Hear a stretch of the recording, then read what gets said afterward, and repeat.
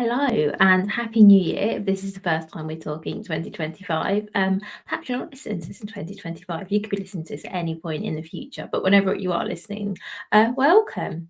So, in today's episode, I just want to give you a quick run through of what you need to do and have to get started selling on Amazon. I am going to mention right at the outset that I have a selling on Amazon checklist, which is completely free. You can download it from my website that goes through all of the points that I mention here. So don't feel like you need to take any notes or write anything down. At the end of the episode, you can just go and get that checklist, and I'll make sure it's linked in the show notes. I will also say that a lot of what I'll speak about in this episode, I will have covered in depth in previous episodes. So I try and keep these episodes brief. I'm not going to go into everything in tons of detail because, as I say, if there's something in particular you want to find out more about, you can go to the episode that specifically covers that topic. So I hope that helps. So this will be more of a run through of what you need to do so you can hear it from me, you can get yourself a checklist, and you can get going. So the first thing I will mention before we talk about what's even covered on the checklist is a little bit before that, which is thinking about, is Amazon the right place for your product before you go ahead and get your product set up? I know you would have heard me say this, that I think Amazon's a great marketplace. I do, but I don't necessarily think it is the best marketplace for everyone. And I want you to think carefully about whether it's right for you and your product and your brand before you go and get started. So lots of businesses do really well on Amazon, but there might be a reason that your product would sell better somewhere else. So, for example, if you sell a handmade product, you may find that they do better on Etsy. And don't get me wrong, there are handmade sellers that do well on Amazon as well. But that's just one example off the top of my head. I have loads of podcast episodes and blog posts on how to research this. So do go and take a look at those. But if you've decided that Amazon is the right place for your product and you're ready to go ahead, this is what we need to do. So the very first step is to decide on your Amazon selling plan. So I've done an episode that talks all about this, but also I'll cover this really briefly. So you can have a professional Amazon selling account, which is £25 a month plus VAT. So it's £30 a month in total in the UK. I think it's well worth it, as you can sell your products at higher volumes because the free account is capped at 35 sales a month. You can also run ads to your products, and you can have access to lots of other features such as Amazon brand registry, which we'll talk about a bit later.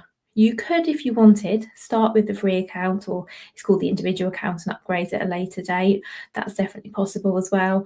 But I would say for lots of you, if you're selling your products as a business, the professional account would usually be what I would recommend. And if you are looking to sell in the handmade category, you will also need a professional account. So the next thing to do is to actually create your Amazon Seller Central account. So if you just type Amazon Seller Central into Google, you go to the site, you will see a big red orange sign up button, which takes you to the registration page. What you need to do here is enter your email address and create a new account. I will say here that if you have a personal Amazon account, so one you use for shopping, for example, on Amazon as a customer, you can use that email address as on your seller account. However, I would suggest keeping them separate if that is a possibility for you. And I know that it won't be a possibility for everyone, but it is for you. I would suggest doing that. Or if you don't have a business email address at the moment, maybe just use a different email address to one you use as a customer, just to keep the two separate. So here's what you need to set up your Amazon selling account. As I've said, this is all on my spreadsheet, so my checklist, sorry, so you don't need to write any of this down, but you will need a chargeable credit card, you will need valid passport or some sort of national ID that proves who you are. You'll need your company registration details and VAT details if applicable. It's fine if you're not a company, and it's fine if you're not VAT registered, but if you are, you'll need those details. You'll need a phone number Amazon can contact you on. You will need bank account details so you can get paid. And as I say, the checklist details all of this, so you don't need to write it down.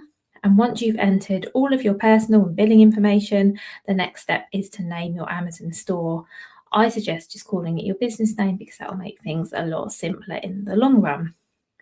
So the next thing, and this actually isn't on my checklist because this is something that will just happen, it's not something you have to do, is account verification. And this is where Amazon may, not always, but they may contact you and to verify your identity when you are trying to set up an account. So you might be invited to a video call, for example, where they can just see you on the screen and then you hold up some ID. If you're watching me on video, you'll see me pretending to do that. So they can just prove that, yes, you are the person in the ID that you've submitted. This shouldn't cause you any problems at all. It might just add a few more days to the process of getting set up. So just be aware of that. Next thing to think about is choosing your fulfillment method.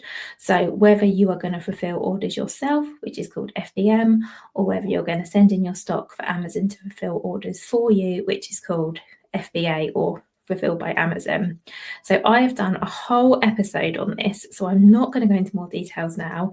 If you're not sure, you're thinking about, which is best for you, please do go back and listen to that episode.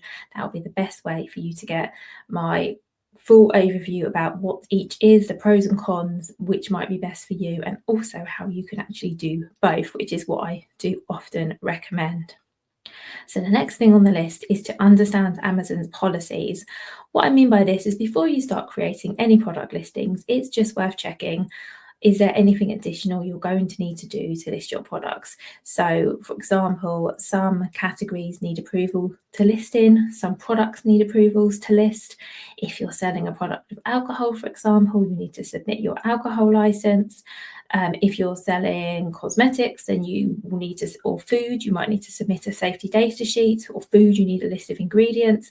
And it's just worth knowing this now so you can have everything ready for when you set up your product listings, which is the very next thing we're going to do.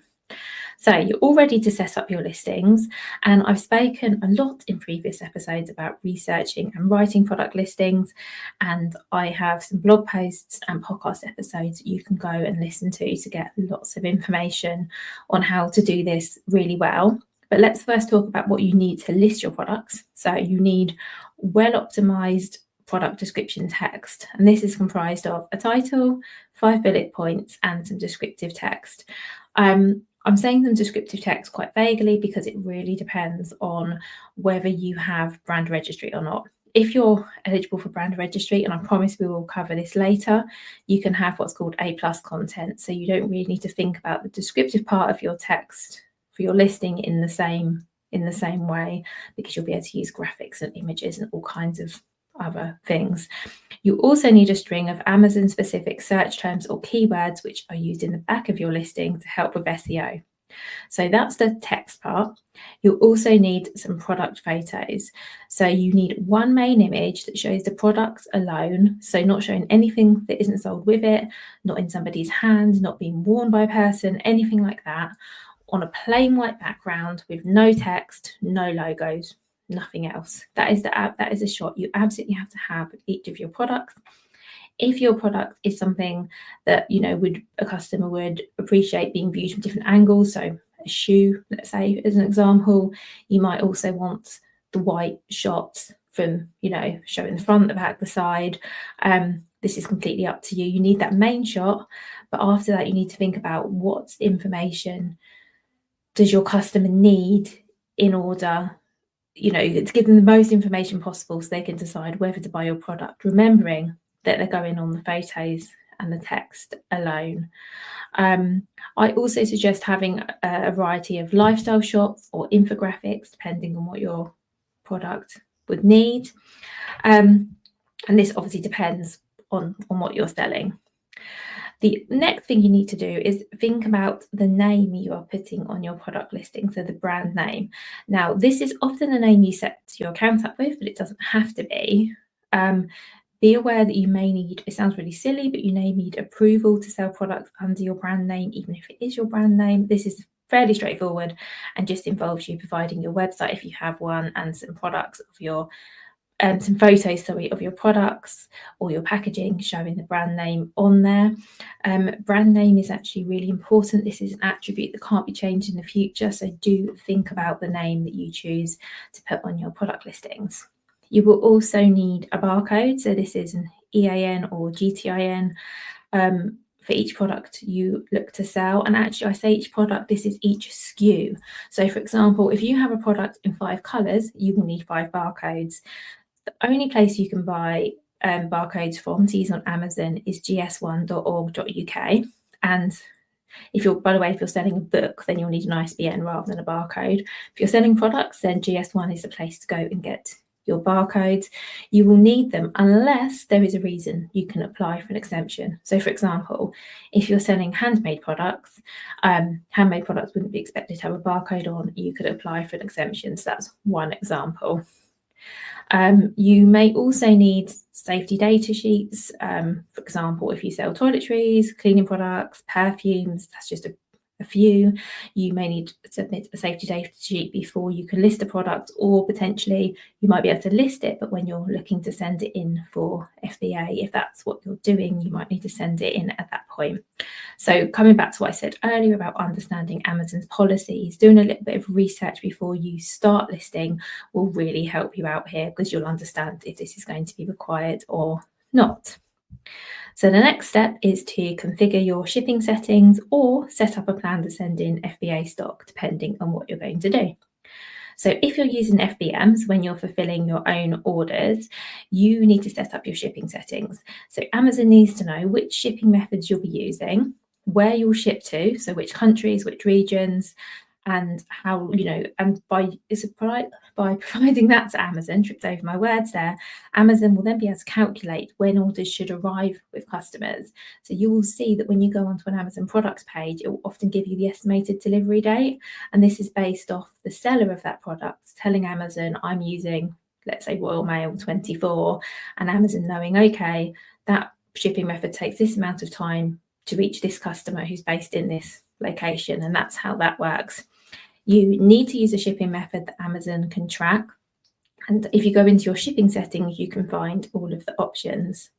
While we're talking about shipping and shipping settings, I would always suggest offering free shipping if you can.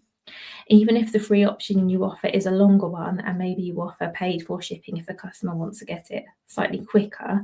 Although, of course, do think about whether how quickly you can dispatch orders and how quickly orders can arrive, because Amazon will penalise you if you are consistently sending orders out late, or things are consistently getting delivered later than they should. And one thing actually you can do is tell Amazon the days in which you will fulfil orders. So for example, if you won't be dispatching any orders at weekends, you can tell Amazon that in advance. You can also add in a handling time. So let's say you need a few days to maybe make your product or finish your product off or package it, whatever it is, you can factor this in so you don't get penalised for shipping orders late. So Amazon then knows, okay, if someone orders this product, it then takes up to 3 days before the seller ships it, and then the shipping takes this amount of time, and then the estimated delivery date the customer's getting is accurate, and you don't get in trouble for sending things late. If you plan on using FBA, so Fulfilled by Amazon, you'll need to set up a shipping plan to let Amazon know where the stock's arriving from, how many products you're sending, the sizes for each item, and the sizes and weights for the boxes you'll be sending your products in. You'll get labels to print, and you can arrange for your stock to be collected, or you can drop it off somewhere, or you can arrange your own shipping, but the shipping plan is essential. Again, I know I keep saying this, I've done an episode just about this topic, so do go and listen to that if that's something that you need help with. So the next thing I'm going to speak about is entirely optional, but I think it's worth doing, and that is applying for Amazon's brand registry. Again, you're going to be sick of me saying this, there is an episode all about brand registry, but brand registry is basically something you can sign up for as long as you have a existing or pending trademark in the country in which you wish to enroll, and it basically is a free service which gives you access to other features on Amazon that are only available to brand registered sellers. So for example, you can set up A-class content, you can have an Amazon storefront, you can have more advertising options, and you get better protection for your brand on Amazon. So it's definitely something worth thinking about if you have a trademark. And I think, as I've also mentioned in the episode about this, if you don't have a trademark, it could be worth getting, and you're looking to sell on Amazon, it could be worth getting one just for this, because applying for a trademark isn't super expensive, but it will really benefit your business on Amazon. So if you're looking to make a real go on Amazon, it might be worth considering. And this is where I say about the brand name on your products being really important, because the brand name on your products will have to match the name that you register your brand with as a trademark or word mark, and the name in brand registry. Because if this doesn't match, you end up with issues further along the line. And then the final thing that you need to do, so you've done all this hard work and getting set up on Amazon, you then need to drive traffic to your listing. And I cannot say this enough, you cannot get set up and then sit back and wait for the sales to roll in, because that doesn't happen. I think there was a time it did, it doesn't anymore. As your listing will be brand new, it won't be easy to find, and you'll have to do something to drive traffic to it, or potentially it won't get found at all, and all of your hard work might have been for nothing. And don't get me wrong, there are exceptions for this. There will be people who tell you, I didn't do anything and people found my listing and bought my product, in which case those people are incredibly lucky. And I would also add, they would get more people finding their listing and buying their product if they did something to drive traffic there. So you have a couple of options. If you can afford to spend a little bit of money, and that could be like £3 to £5 a day, it doesn't need to be a lot, you can use Amazon sponsored products advertising, which is pay-per-click advertising. I think it's really good, and that could definitely be a good option for you to get some sales from using Amazon. You can also drive external ads to Amazon, so Facebook ads, any sort of meta ads, anything you like, but externally. And then there are also the free things. So you can use your email list, you can use social media, you can tell your friends and family. There's lots you can do via word of mouth to get the news out that your product is on Amazon. And it's just a case of doing everything you can, really. And I should also add in here, and again, this is completely optional, but I think it's worth thinking about, is that before you start running any ads on Amazon, doing anything paid to get traffic, it's really good if you can get some product reviews. So there are lots of ways to do this. You can use Amazon Vine, or you can use, again, your contacts, your email list, everything I've just mentioned. You can be sick of me saying this, but there is an episode about Amazon product reviews specifically, which is definitely worth listening to. And it does take a little bit of work to get those initial sales and the initial reviews, but I promise it is worth it. It's definitely one of these things where the more you put in, the more you get out. If you would like to go into all of everything I've mentioned in much more detail, I do have a masterclass. So that's available via my website, and I basically talk through everything that I've talked through here, but in a lot more detail. I have some slides and some visuals for you as well, which also might be really helpful. So you can go to my website and get that, and that's linked in the show notes. If you missed my Q&A session last week that I did for people who downloaded the masterclass up until the beginning of January, then I'm going to be doing a Q&A session on my podcast in 2 weeks' time. So that will be, I am looking up my calendar, the episode out on the 28th of January is an Ask Me Anything episode. So if you've listened to this, or you've downloaded my masterclass and you've still got some questions, or if you haven't done any of those things and you've got some questions related to selling on Amazon, please do send them to me, vicky@vickyweinberg.com, or send them over on Instagram, whatever you prefer. But get your questions over to me and I can answer them for you in that episode. So as always, I really hope this was useful. I hope you have a great week. If you have any feedback, let me know. If there's anything else you'd like me to talk about here, let me know. The purpose of these mini episodes, although I appreciate this one's a bit long for a mini, is to give you as much information as possible so you can start selling successfully on Amazon. And as always, I am here to help. So thank you so much. Have a wonderful rest of your day, week, month, year, and speak to you very soon.